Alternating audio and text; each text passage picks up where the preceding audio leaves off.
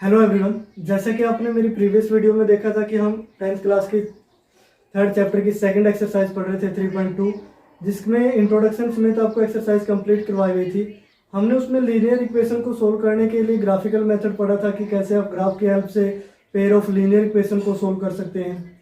लेकिन जो आप ग्राफिकल मेथड आपने 3.2 के अंदर पढ़ा, अब उस केस में कई ऐसी इक्वेशन होती है कि आपका जो आंसर है वो अप्रोक्सीमेट के आता है, 100% करेक्ट नहीं होता। लेट सपोज अगर ग्राफ के अंदर कहीं पे भी वो पॉइंट √7 आ जाता है तो ऐसे पॉइंट को ग्राफ पे ड्रॉ करना इम्पॉसिबल हो जाता है कि हम √7 को ग्राफ पे कैसे ड्रॉ करें, √5 को कैसे ड्रॉ करें। काफी मुश्किल टास्क है, लगभग इम्पॉसिबल है कि ऐसे इरेशनल नंबरों को हम ग्राफ पे ड्रॉ करें। आइए हम इसका एक अलजेब्रिक मेथड पढ़ते हैं जिसका नाम है सब्स्टिट्यूशन, जो एक्सरसाइज थर्ड में है कि सब्स्टिट्यूशन मेथड होता क्या है, ये कैसे काम करता है। तो आइए स्टार्ट करते हैं ये वीडियो। एक्सरसाइज 3.3 में देखिए सब्स्टिट्यूशन मेथड। अब मैंने जैसा कि बताया था कि जो सब्स्टिट्यूशन का मीनिंग होता है वो क्या होता है कि वैल्यू पुट करना, वैल्यू पुट करने। अब हम समझेंगे ये होता है क्या एक्चुअल में।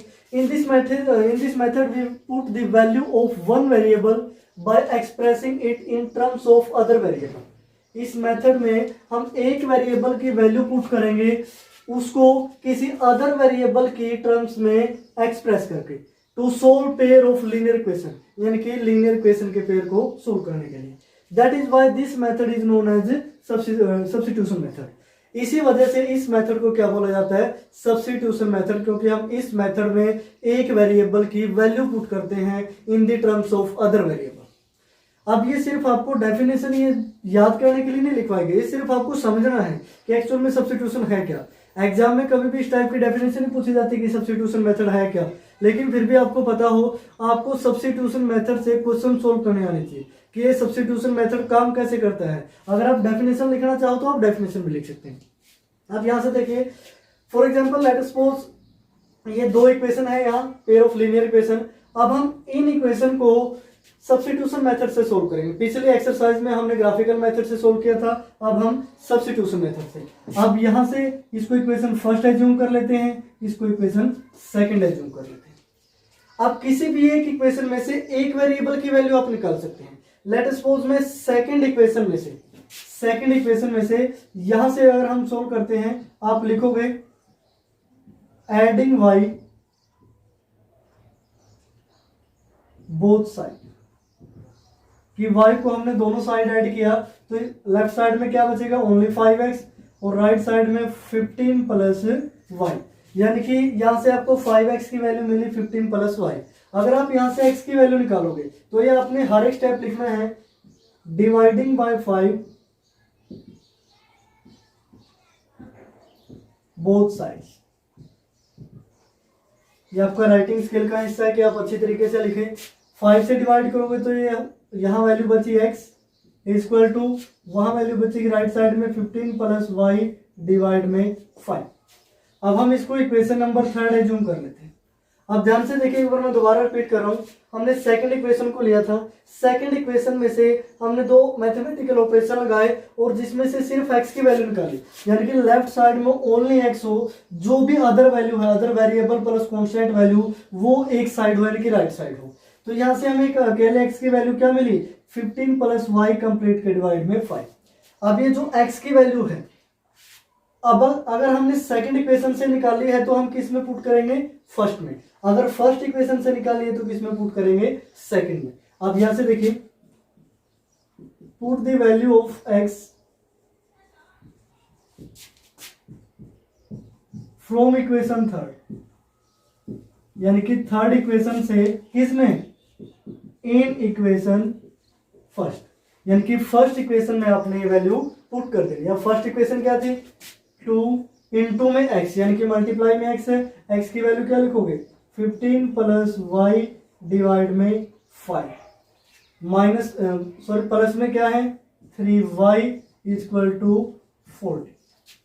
अब यहां से जैसे कि आप देख पा रहे हैं, x हम टोटली रिमूव कर चुके हैं, यानी कि x की वैल्यू y की टर्म में लिख दी, तो यहाँ जो भी वेरिएबल है वो क्या है, y है। अब एक ही वेरिएबल है तो आसानी से हम इसकी वैल्यू निकाल सकते हैं। अब यहाँ देखिए, 2 की मल्टीप्लाई 15 के साथ करें तो कितना आएगा, 30 plus 2 into y 2y, complete के डिवाइड में 5 एज इट इज है, प्लस 3y इक्वल टू 40। अब ये 5 सिर्फ इस टर्म के नीचे है, ये जो सेकंड वाली टर्म है इसके नीचे 5 नहीं है, तो हम 5 एलसीएम ले लेते हैं। 5 जब हम एलसीएम लेंगे, थोड़ा ऊपर लिख देते हैं इसको, यहाँ से 5 आया एलसीएम, यहाँ से वैल्यू क्या बचेगी 30 plus 2y as it is. अब इसके डिवाइड में क्या है 1, अब 5 को 1 से डिवाइड करोगे तो 5 की मल्टीप्लाई यहाँ करोगे तो 5 इंटू 3 15y इक्वल टू क्या है 40। उसके बाद दोनों साइड आप 5 से मल्टीप्लाई करोगे, सारी चीजें आपने लिखनी है। By multiplying by 5 both side 5 से मल्टीप्लाई करोगे तो यहाँ वैल्यू रह जाएगी 32y प्लस 15y 17y, और 40 की 5 से मल्टीप्लाई होगी तो कितना होगा 200। उसके बाद 30 को दोनों साइड से आप माइनस करोगे तो 17y, 200 में से 30 माइनस करोगे तो 170। उसके बाद 17 से डिवाइड करोगे, क्योंकि वैल्यू हमने y की निकालनी है। Dividing by 17 both side y is equal to 170 divide में 17। जब इसको आप कैंसिल करोगे तो y की वैल्यू क्या आई 10। अब इसको आप फोर्थ इक्वेशन एज्यूम कर सकते हैं। इक्वेशन का नाम लिखते रहना a b c d 1 2 3 4 जो भी आप लिखना चाहें। तो यहाँ y की वैल्यू 10 है। अब हम क्या लिखेंगे, put the value of y in equation. अब कौन सी इक्वेशन में आप पुट करना चाहोगे, आप फर्स्ट में पुट कर सकते हैं, आप सेकंड में पुट कर सकते हैं, आप थर्ड में पुट कर सकते हैं। जिस भी इक्वेशन में पुट करोगे वहीं से x की वैल्यू निकल के आएगी। लेट अस सपोज हम थर्ड में पुट कर लेते हैं इक्वेशन थर्ड। तो जब थर्ड में आप पुट करोगे तो x की वैल्यू किसके इक्वल थी 15 प्लस y, यानी कि 15 प्लस y की वैल्यू 10 हमने रख दी डिवाइड में 5। 15 प्लस 10 25 डिवाइड में 5, यानी कि x की वैल्यू क्या आई 5। Then we get x is equal to 5 and y is equal to 10। ये दो वैल्यू हमारे पास निकल के आई है। अब कुछ स्टूडेंट क्या करते हैं कि वैल्यू निकालने से क्वेश्चन को इतना ही करते हैं। अब कंप्लीट तो इतना ही है, लेकिन हो सकता है कि आपसे कुछ मिस्टेक हुई हो सकता है कि एक्स वाई की वैल्यू गलत आई हो। आइए अब हम आंसर को चेक करना सीखते हैं कि आंसर को कैसे चेक करें, कैसे वेरीफाई करें कि एक्स और वाई की जो वैल्यू आई है वो एकदम एक्यूरेट वैल्यू है। अब ये एक्स और वाई की वैल्यू हमने कहां से निकाली, इस पेयर ऑफ लीनियर इक्वेशन से, यानी कि ये जो एक्स और वाई की वैल्यू है इन दोनों का क्या होगा सॉल्यूशन होगा। अब जो फर्स्ट इक्वेशन थी 2x प्लस 3y, इसमें वो एक्स और वाई की वैल्यू पुट करके देखिए। 2 इंटू में x यानी कि 5 प्लस 3 इंटू में y यानी कि 10 इक्वल टू 40, यानी कि 2 5 जा 10, 3 10 जा 30 इक्वल टू 40। दोनों साइड क्या है इक्वल, यानी कि फर्स्ट इक्वेशन को तो ये वैल्यू है जो वो सेटिस्फाई करती है। सेकंड में चेक कर लीजिए 5 x की जगह 5 माइनस y यानी कि 10 इक्वल टू 15। 25 में से 10 माइनस करोगे तो कितना आएगा 15, यानी कि ये जो वैल्यू है एक्स वाई की ये सेकंड इक्वेशन को भी सेटिस्फाई करती है। This means x is equal to 5 and y is equal to 10 is the solution of the pair of linear equation. यानी कि ये जो x की वैल्यू 5 y की वैल्यू 10 है, इन दोनों इक्वेशन का क्या होगा सॉल्यूशन। तो ये था कंप्लीट सॉल्यूशन सब्स्टिट्यूशन मेथड से, कि आप सब्स्टिट्यूशन मेथड से पेयर ऑफ लीनियर इक्वेशन को कैसे सोल्व करोगे। अब यहाँ जो भी एक्स वाई की वैल्यू आएगी वो बिल्कुल एक्यूरेट 100% होगी। अगर अंडर रूट में भी वैल्यू आती है तो हम ये तो बोल सकते हैं कि अंडर रूट 7 है, लेकिन ग्राफ पे अंडर रूट 7 को रिप्रेजेंट करने के लिए पॉइंट समथिंग लगाना पड़ेगा, यानी कि थोड़ा टिपिकल हो जाता है, मुश्किल तो नहीं है इतना भी, लेकिन ग्राफिकल मेथड की कंपैरिजन में जो अलजेब्रिक मेथड है वो काफी इजी होते हैं। तो एक बार आप इसका स्क्रीनशॉट ले सकते हैं कि आपने किस टाइप से लिखना है। जो ऑपरेशन मैंने यहाँ लिखे आपने वहाँ आगे भी लिखना है, आगे मैंने डायरेक्ट करवाए हैं, तो ये हर एक जगह लिखे complete A to Z step लिखे तभी आपके कंप्लीट नंबर आए। उसके बाद देखिए उसके बाद हम एक एग्जांपल डिस्कस करते हैं, एग्जांपल 10। इसमें दो आपको लीनियर इक्वेशन गिवन है, इसका सॉल्यूशन आपने फाइंड आउट करना है, जैसे कि प्रीवियस क्वेश्चन में किया था वही हम सब्स्टिट्यूशन मेथड का यूज करेंगे और इसका सॉल्यूशन फाइंड आउट करेंगे। अब देखो यहाँ से जो इक्वेशन है वो ax plus B Y plus C की फॉर्म में है। सबसे पहले इसको थोड़ा सा चेंज कर लेते हैं, यहाँ हम लिखेंगे x प्लस 2y और ये जो कॉन्स्टेंट वैल्यू है इसको इक्वल के राइट साइड में रख लेते हैं। -4 है तो यहाँ वैल्यू क्या होगी +4। ये फर्स्ट इक्वेशन इसको एज्यूम करेंगे। इसी तरह जो सेकंड है वो है 2x plus 4y equal to क्या हो जाएगा +12, यानी कि जो कांस्टेंट टर्म है उसको हमने राइट साइड में रख दिया। अब यहाँ से देखिए फर्स्ट इक्वेशन, सेकंड इक्वेशन, पिछले क्वेश्चन में हमने सेकंड इक्वेशन से वैल्यू निकाली थी, अब हम फर्स्ट इक्वेशन से वैल्यू निकाल लेते हैं। फर्स्ट इक्वेशन से देखिए x plus 2y is equal to क्या गिवन है 4। उसके बाद हम लिखेंगे subtracting 2y from both side. अब 2y को जब आप दोनों साइड से रिमूव करोगे, this means x is equal to क्या होगा 4 माइनस 2y। इसको हम इक्वेशन नंबर 3 एज्यूम कर लेते हैं। अब यहां से देखिए हम x की वैल्यू निकाल चुके हैं किसी अदर वेरिएबल में, ये नहीं कि यहाँ 2x 3x पिछले क्वेश्चन की तरह था। अगर अकेला x लेफ्ट साइड में रह जाता है तभी हम इक्वेशन को क्या कंसीडर करेंगे, थर्ड फोर्थ या जो भी है नेमिंग।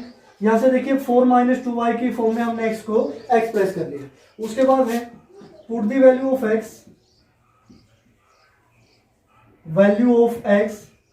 In equation. अब आप भी बता दीजिए कौन सी इक्वेशन में पुट करें। अब पहले हमने क्या किया था, फर्स्ट से वैल्यू सेकंड से वैल्यू निकाल के फर्स्ट में पुट की थी। अब हमने वैल्यू किससे निकाली है, फर्स्ट में, तो कौन सी में पुट करेंगे, सेकंड इक्वेशन में, इन इक्वेशन सेकंड। इस चीज का ध्यान रखना, कहीं फर्स्ट से वैल्यू निकालो और फर्स्ट में पुट कर दो, वैसे ही दोनों साइड इक्वल आ जाएंगी। अब x की वैल्यू सेकंड में पुट करेंगे, यानी कि 2 इंटू एक्स की जगह रखोगे 4 माइनस 2y, उसके बाद है प्लस 4y इक्वल टू क्या है 12। अब यहां से देखिए 2 इंटू 4 8, 2 इंटू 2 माइनस का 4y plus 4y equal to 12। अब यहां से 4y से 4y कैंसिल हो गया और हमारे पास क्या बचा 8 इक्वल टू 12। ये तो बड़ी अजीब सी बात होगी भी 8 इक्वल टू 12 आएगा, 8 तो 12 के इक्वल हो ही नहीं सकता, ये तो कांस्टेंट वैल्यू है जो कभी भी चेंज नहीं होगी। अब देखिए इस टाइप के क्वेश्चन में ये वैल्यू कहां से आई, क्यों आई, ये आप प्रीवियस एक्सरसाइज का इंट्रोडक्शन याद कीजिए कि जो पहले वाली एक्सरसाइज है उसमें आपको क्या बताया गया था, आपको 3 टाइप की लाइन बताई गई थी कि ग्राफ पे जब आप ड्रॉ करते हो तो वो लाइन इंटरसेक्टिंग भी हो सकती है, वो लाइनें पैरेलल भी हो सकती हैं और वो लाइनें कोइंसिडेंट लाइन भी हो सकती है। 3 टाइप बताए थे, फर्स्ट क्या था इंटरसेक्टिंग, सेकंड क्या था पैरेलल लाइन और थर्ड टाइप क्या था कोइंसिडेंट लाइन। अब मैंने आपको क्या बताया था, अगर वो दोनों लीनियर इक्वेशन इंटरसेक्टिंग लाइंस की है तो कितने सॉल्यूशन होंगे, एक। अगर पैरेलल लाइन की है तो एक भी सॉल्यूशन नहीं होगा, यानी कि वो कभी टच ही नहीं करेंगे एक दूसरे को। अगर कोइंसिडेंट लाइन की है तो बहुत सारे सॉल्यूशन होंगे। अब यहां से देखिए हमें तो कोई सॉल्यूशन नहीं मिला, इसने तो स्टेटमेंट को ही गलत साबित कर दिया। यानी कि कहने का मीनिंग ये है, ये कौन सी लाइनों की इक्वेशन है, पैरेलल लाइन की इक्वेशन है। ध्यान से देखिए, अब आपका काम ये है, जो ये इक्वेशन मैंने लिखी है आप इसको चेक कीजिए, जो प्रीवियस मेथड आपको बताए गए थे कि ये कौन सी लाइन की इक्वेशन है। अगर ये पैरेलल लाइन की इक्वेशन है तभी जाके स्टेटमेंट गलत हुई है। अगर ये इंटरसेक्टिंग और कोइंसिडेंट लाइन की इक्वेशन होती तो हमें पक्का एक सॉल्यूशन तो जरूर मिलता। तो इस टाइप का क्वेश्चन हो सकता है कि लास्ट में आपका आंसर इस टाइप भी आए, तब आपने लिख देना है hence there is no solution available for this pair of linear equation, यानी कि इनके लिए कोई भी सॉल्यूशन है नहीं, because these equations represent parallel lines, यानी कि किसको रिप्रेजेंट करती है, पैरेलल लाइंस को। उसके बाद एक स्टार्ट करते हैं एक्सरसाइज। जैसे कि आप बुक में देख पा रहे हैं एक्सरसाइज आपकी है 3.3, इसके कुछ क्वेश्चन गिवन है फर्स्ट पार्ट में। फर्स्ट क्वेश्चन में लिखा है solve the following pair of linear equations bye substitution method, यानी कि सब्स्टिट्यूशन मेथड से आप इन क्वेश्चनों को सोल्व कीजिए। आप स्टार्ट करते हैं फर्स्ट क्वेश्चन से कि हम कैसे सोल्व करेंगे फर्स्ट क्वेश्चन को सब्स्टिट्यूशन मेथड से। मैं 2 क्वेश्चन ऑलरेडी आपको करवा चुका हूं, आप फर्स्ट के सारे पार्ट भी कर सकते हैं, लेकिन स्टूडेंट क्या सोचते हैं, उनको क्वेश्चन में कहीं थोड़ा सा अंडर रूट दिख गया, डेसिमल दिख गया, तो सबसे पहले उनका यही क्वेश्चन होता है, सर ये समझा दीजिए, चाहे आसान बिल्कुल ही हो, लेकिन अंडर रूट दिखते ही, डेसिमल दिखते ही, फ्रैक्शन दिखते ही उनको ये लगता है कि शायद ये क्वेश्चन बहुत ही मुश्किल होगा। तो जो फर्स्ट के पार्ट हैं उसमें एक अंडर रूट वाला क्वेश्चन भी है, एक डेसिमल वाला भी है, एक फ्रैक्शन वाला भी है। तो एक हम अंडर रूट वाला क्वेश्चन सोल्व कर लेते हैं, जो आपके लिए हो सकता है थोड़ा मुश्किल हो कि आपको ये लगे कि अंडर रूट को कैसे सोल्व करें। जो फर्स्ट क्वेश्चन का 5th पार्ट है, 5th पार्ट में हमें गिवन है under root 2x plus under root 3y, statement लिख रहे हैं। उसके बाद है under root 3x minus under root 8y equal to 0। अब हमें pair of linear equation given है, हम सब्स्टिट्यूशन मेथड से इसको सोल्व करेंगे। तो वही फर्स्ट कंडीशन, यानी कि हम इसको फर्स्ट एंड सेकंड इक्वेशन मान लेते हैं, जो फर्स्ट स्टेप होगा।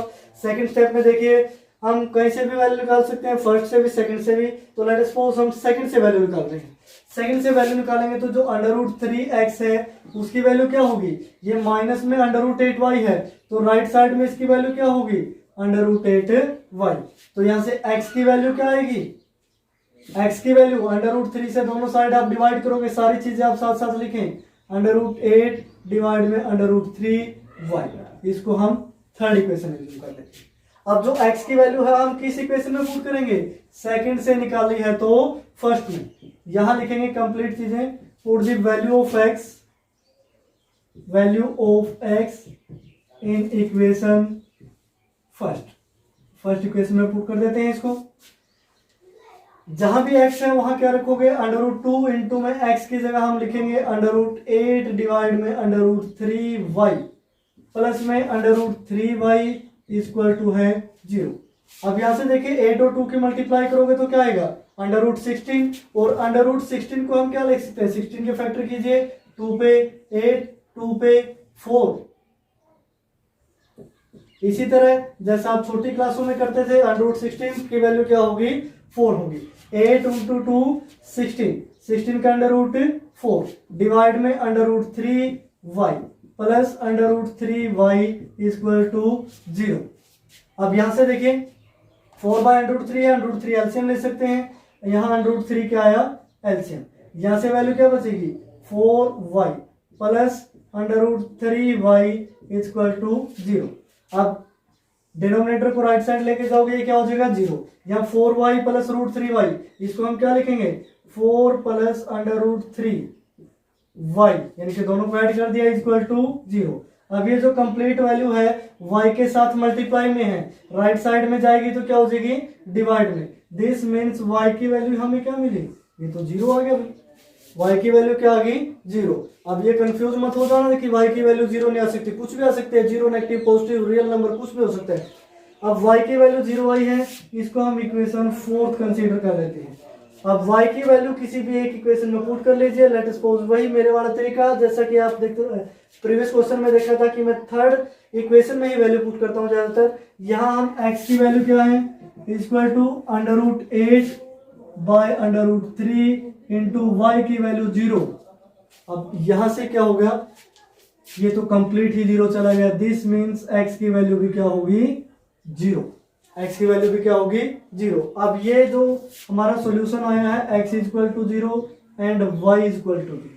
अब हमें चेक करना है कि ये जो दोनों वैल्यू निकाली है ये इन लीनियर इक्वेशन को सेटिस्फाई भी करती है या बस वैसे ही बोल दिया कि ये 0 है, हमने गलत कर दिया।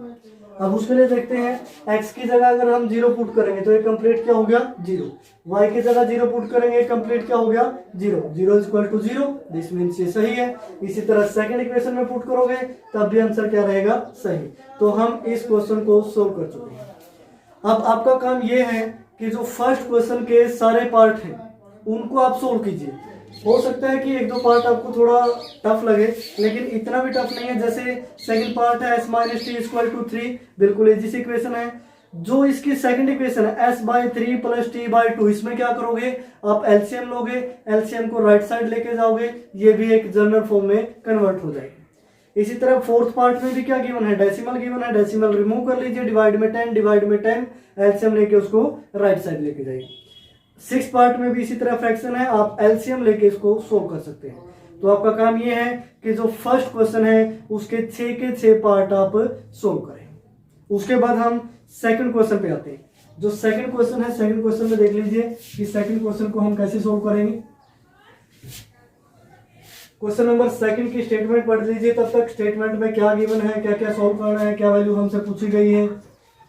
जो क्वेश्चन नंबर सेकंड है, solve 2x plus 3y equal to 11। Question number second लिख लेते हैं यहाँ, 2x plus 3y equal to 11। उसके बाद है 2x plus 4y, sorry minus है तो माइनस लिख लेते हैं अभी, इक्वल टू -24, ये है फर्स्ट और ये है second. Find the value of m for which y is equal to mx plus 3।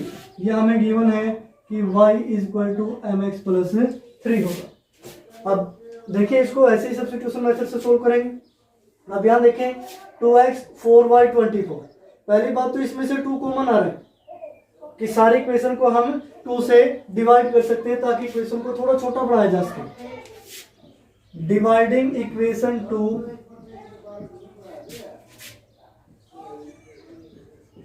Bye 2। Equation 2 को बोथ साइड लिख सकते हैं, बोथ साइड्स यानी कि दोनों साइड हम 2 से डिवाइड कर देते हैं। 2 से डिवाइड करोगे तो इक्वेशन 2 किस में कन्वर्ट होगी, 2x की जगह x माइनस 2y और माइनस का 12। अब ये काफी इजी इक्वेशन होगी। अब यहाँ से इसको थर्ड एज्यूम कर लेते हैं। अब फर्स्ट और थर्ड को सोल्व कीजिए। अब यहाँ से थर्ड में से हम x की वैल्यू निकालेंगे। x इक्वल टू माइनस का 2y है, राइट साइड में इसकी वैल्यू क्या होगी, -12 प्लस 2y। इसको फोर्थ इक्वेशन एज्यूम कर लीजिए। अब फोर्थ इक्वेशन में से किसकी वैल्यू आ चुकी है, x की। उसके बाद हम क्या लिखेंगे, put the value of x in equation. कौन सी इक्वेशन में पुट करोगे, फर्स्ट इक्वेशन में पुट कर लेते हैं। अब x की जगह हमने क्या लिखना है, 2 इंटू में -12 प्लस 2y। x की वैल्यू हमने पुट कर दी है, प्लस 3y इक्वल टू 11। अब 2 - 12 की मल्टीप्लाई करोगे -24 और 2 इंटू 2 प्लस का 4y प्लस का 3y इक्वल टू 11। 4 और 3 को ऐड करोगे तो 7y इक्वल टू -24 है तो राइट साइड में वैल्यू क्या होगी, +24। 11 प्लस 24 वैल्यू क्या आई, 35। डिवाइडिंग बाय 7 बोथ साइड, ये सारी चीजें आप लिखें। y equal to 35/7 cancel out करोगे, y की वैल्यू क्या आई, 5। अब y की वैल्यू हमें मिल चुकी है, x की वैल्यू चाहिए तो हम किस में पुट कर लेते हैं, equation 4। Put the value of y in equation 4। Fourth में पुट कर लेते हैं, x equal to -12 plus 2 into में y यानी कि 2 की y के साथ मल्टीप्लाई करोगे, y की वैल्यू 5, 2 इंटू 5 10। अब -12 प्लस 10, x की वैल्यू क्या आई, -2। यानी कि दोनों वैल्यूज निकल चुकी है। x क्या है, -2, y क्या है, 5। यानी कि इस इक्वेशन का सॉल्यूशन होगा। अगर आप चेक करना चाहें तो दोनों की वैल्यू पुट करके देख सकते हैं। x की वैल्यू -2 पुट करोगे तो 2 इंटू 2 माइनस का 4 और यहाँ 3 इंटू 5 15, 15 माइनस 4 क्या आ गया, 11। फर्स्ट को सेटिस्फाई करेगा, इसी तरह ये सेकंड को भी सेटिस्फाई करेगा। उसके बाद एक स्टेप और एक्स्ट्रा दे दिया इसने बोल दिया कि जो y है equal to mx plus c है, तो m की वैल्यू बताइए। अब x और y की वैल्यू निकाल चुके और रख दीजिए इसमें। y की वैल्यू क्या है, 5 इक्वल टू m की वैल्यू हमें पता नहीं, निकालनी है। x की वैल्यू क्या है, -2 प्लस में 3।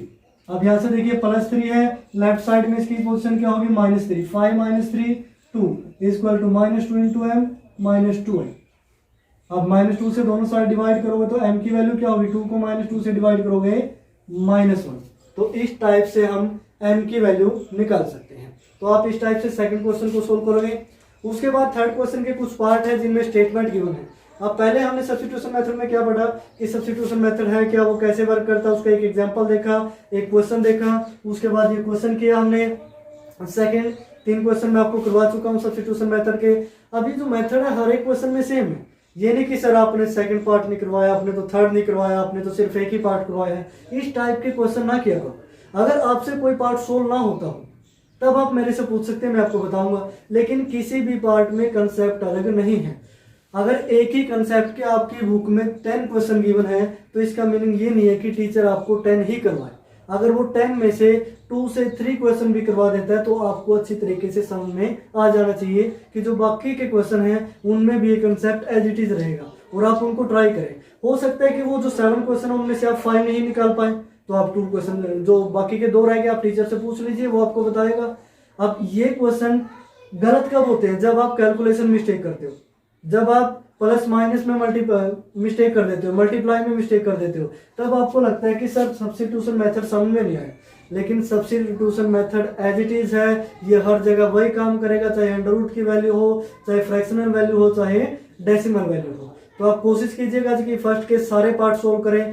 सेकंड क्वेश्चन मैं सोल्व करवा चुका हूं, इसी तरह अब हम थर्ड क्वेश्चन को सोल्व करेंगे।